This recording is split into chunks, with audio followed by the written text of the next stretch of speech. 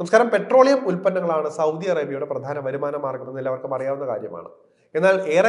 എന്നാൽ എക്കാലത്തും പെട്രോളിയത്തെ ആശ്രയിച്ച് മുന്നോട്ട് പോകാൻ സാധിക്കില്ല എന്ന് ഭരണകൂടം മനസ്സിലാക്കുന്നുണ്ട്. സമീപകാലത്ത് സാമ്പത്തിക രംഗത്ത് വരുത്തിയ മാറ്റങ്ങളെല്ലാം ഈ ബോധ്യത്തോടെ തന്നെയാണ്. കിരീടാവകാശിയായ മുഹമ്മദ് ബിൻ സൽമാന്റെ പുതിയ സൗദി എന്ന നയം അതിവേഗം നടപ്പാക്കുകയാണ്. ആണവ നിലയങ്ങൾ സജീവമാക്കാനാണ് സൗദിയുടെ പുതിയ തീരുമാനം.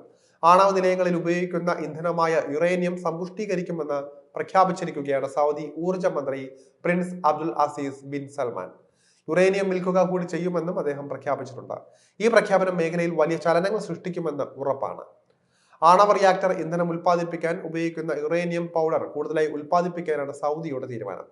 ആണവ വികിരണത്തിന് സാധ്യതയുള്ള പ്രവൃത്തിയാണിത്. അതുകൊണ്ട് തന്നെ വളരെ ശ്രദ്ധിച്ച് ചെയ്യേണ്ടതുമാണ്. പെട്രോളിയം ഇല്ല എങ്കിലും യുറേനിയം കയറ്റുമതിയിലൂടെ വൻ ലാഭം കൊയ്യാം എന്നാണ് സൗദിയുടെ കണക്കുകൂട്ടൽ. ആണവോർജ്ജത്തിൽ സൗദി ശ്രദ്ധ കേന്ദ്രീകരിക്കുമെന്ന് നേരത്തെ തന്നെ റിപ്പോർട്ടുകൾ ഉണ്ടായിരുന്നു. ഇക്കാര്യത്തിൽ അമേരിക്കയുമായി സൗദി ചർച്ച നടത്തുകയും ചെയ്തിരുന്നു. നിലവിൽ UAE-ക്കും ഇറാനും മാത്രമാണ് മേഖലയിൽ ആണവോർജ്ജ നിലയങ്ങൾ ഉള്ളത്. ഈജിപ്തും തുർക്കിയും സ്വന്തമായി നിലയം സ്ഥാപിക്കാനുള്ള ആലോചനയിലുമാണ്. ഇസ്രായേലിലും രഹസ്യ ആണവ പദ്ധതി ഉണ്ട് എന്ന റിപ്പോർട്ടുകൾ ഉണ്ടായിരുന്നു. UAE-ക്ക് ഒരു ആണവോർജ്ജ നിലയമാണുള്ളത്. രണ്ടാമത്തേത് നിർമ്മിക്കാൻ ആലോചിക്കുന്നു എന്ന റിപ്പോർട്ടുകളുമുണ്ട്.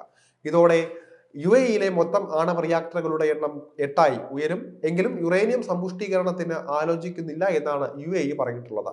ഈ വേളയിലാണ് യുറേനിയം സമ്പുഷ്ടീകരിക്കുമെന്നും വിൽക്കുമെന്നുമുള്ള സൗദിയുടെ പ്രഖ്യാപനം ശ്രദ്ധേയമാകുന്നത്.